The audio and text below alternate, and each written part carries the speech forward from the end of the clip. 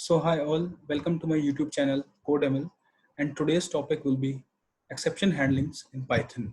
So first of all, I will discuss that what is exceptions.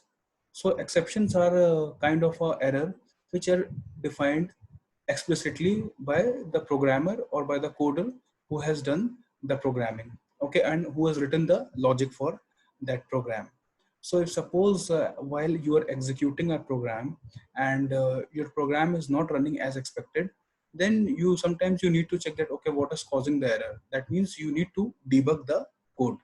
So exceptions are quite useful in terms of that. And here on my screen you can see that I have written the syntax for the exception handling block of code. How do we do a exception handling in Python? So first of all, I hope now you're clear with the exceptions part, that okay, when the exception is raised. So suppose in your code, if you're if suppose I'm giving you an example, if suppose you're trying to divide a number by zero, then obviously at the runtime there will be a some or the other, it will be showing in the Python interpreter. Okay, so for that reason, if suppose you want to handle that error, then how you'll be able to handle that? We have a set of blocks. There are set of blocks which you can include in your program, and you can run that number when you're dividing it by zero, that piece of code in particular block of the Python program, and then you can handle it in the different block of in the case of exception handling. Like this is the proper way to handle an exception. So okay, so here on my screen you can see I have written over here the try, except and else block.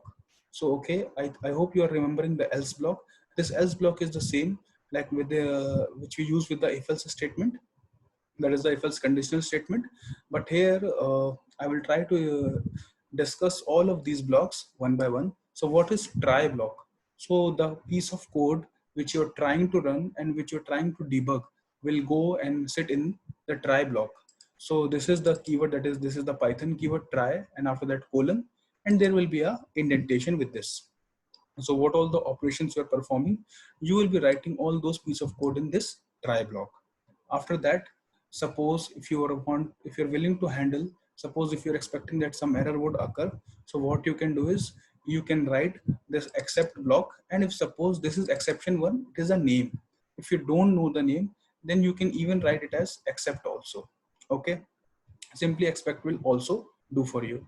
Okay, and what all the, suppose if you want to enter the print statement or any other statement if you want to print, and it is totally dependent upon you that how you are willing to handle the error, so that you can write in exception block. Okay, and finally in the else block, if suppose there is some other conditions which you need to do, if suppose if the program goes into a runtime error, so that part you can keep it in the else block. So I hope now you are clear with the syntax part of the try and exception block. So in this way, including these lines of code, you can handle any runtime errors, and you can at least debug that, okay, why, for what reason the program is failing. Okay, so here I have written like what all the blocks are there in the case which we use for try. There are three types of like three blocks which we use, that is try, except, and finally. Here the explanation of each has been written, that okay, try is that piece of code which you are trying to execute and you are getting runtime errors and you want to handle them. Except is, suppose if you get any runtime error, then what the Python interpreter should execute next if suppose you are getting a runtime error. So it should show you whatever you will be printing, that will be shown in except. And finally is a block of piece. That means that is that code piece which will be executed anyhow, even if your program is running successfully or if you are getting any runtime error. Finally block will be the block which will be running at the last, after your program either encounters a runtime error or not.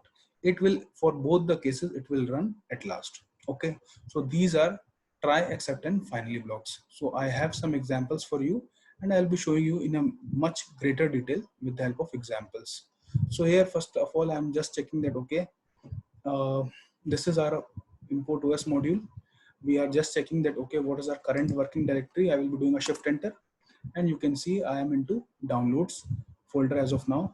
I'll be changing into the directory path would be, I'll be setting it as desktop, so that if suppose I create my files over here, so we can directly access it from our desktop. That's why I've changed the path.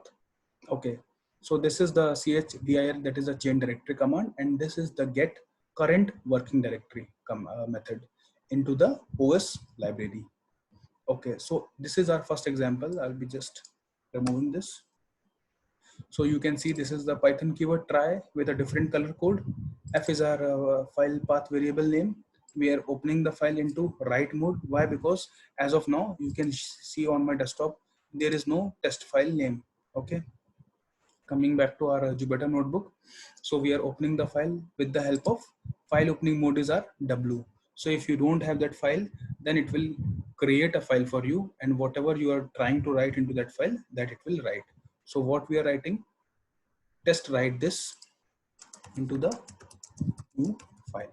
Okay, so we will write this statement with the help of f.write method. So if there is some input output error, why? Because see, we are knowing this, that's why I've written except, and then we have mentioned the exception name. If you don't know the exception name, then you can even simply write except. It will also do the job for you. Okay, after except, then colon, and this is the exception name which is defined by Python itself. So in the Python built-in, this is the exception is already being defined.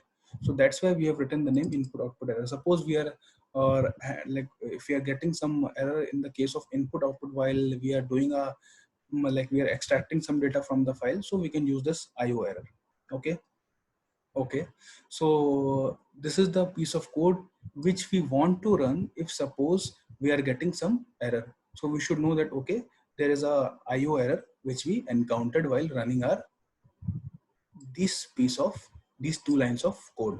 And if suppose even if we are not getting any error, so then what will we do? If suppose we don't get any exception, then this block should run and it should be executed.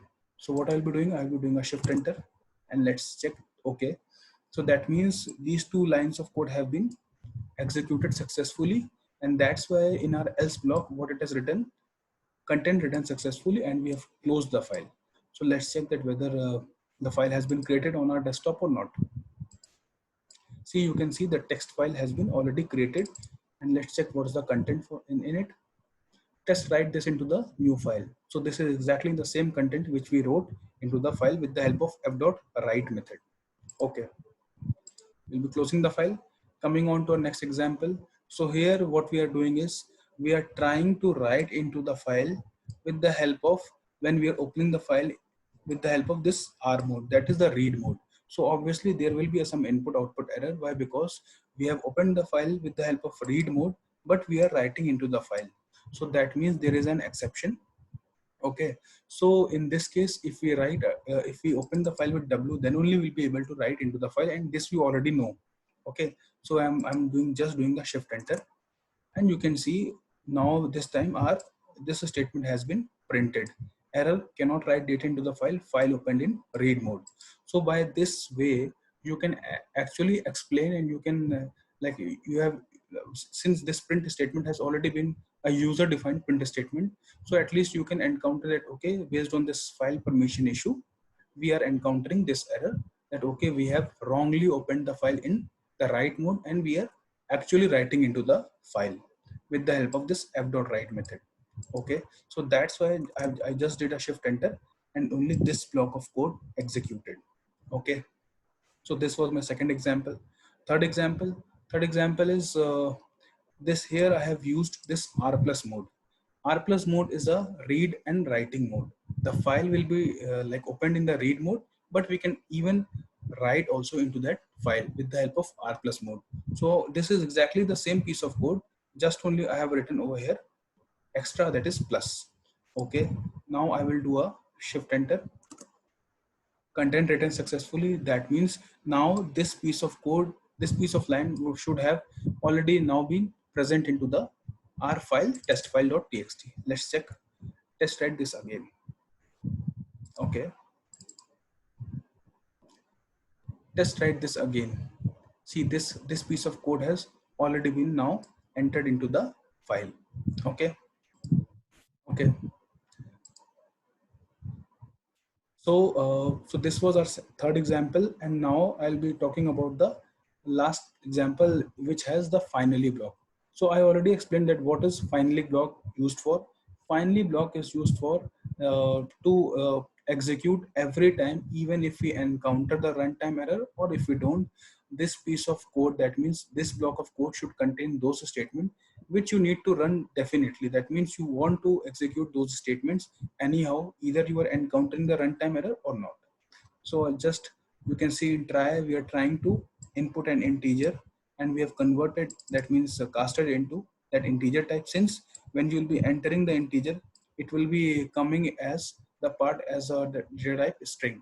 So you need to cast and convert it into integer type. Okay, store the value into val, and if suppose if you don't enter the integer, then the except block should run. Else it should run that okay, yes, that is an integer, and finally it should print these two values, these two print statements. I'm just doing a shift enter. Okay, it is asking me for enter integer. That means this statement has been executed. Suppose I've entered 11. Okay, 11. As soon as I hit enter, you can see it has gone to this statement, that is else statement. Yep, that's an integer.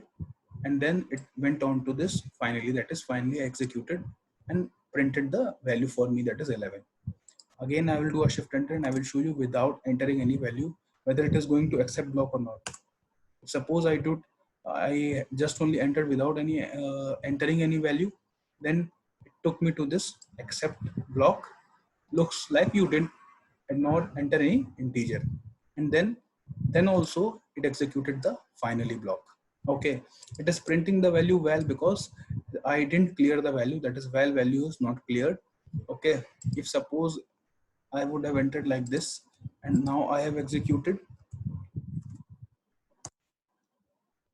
Okay, so now you can see val1 is not defined.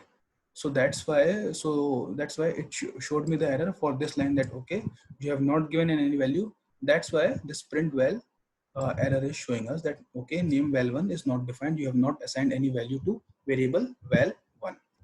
So I think you are now clear with the exception handling part, and you know that okay, what all the piece of code you need to enter for try, except, and else block, and also into the finally block.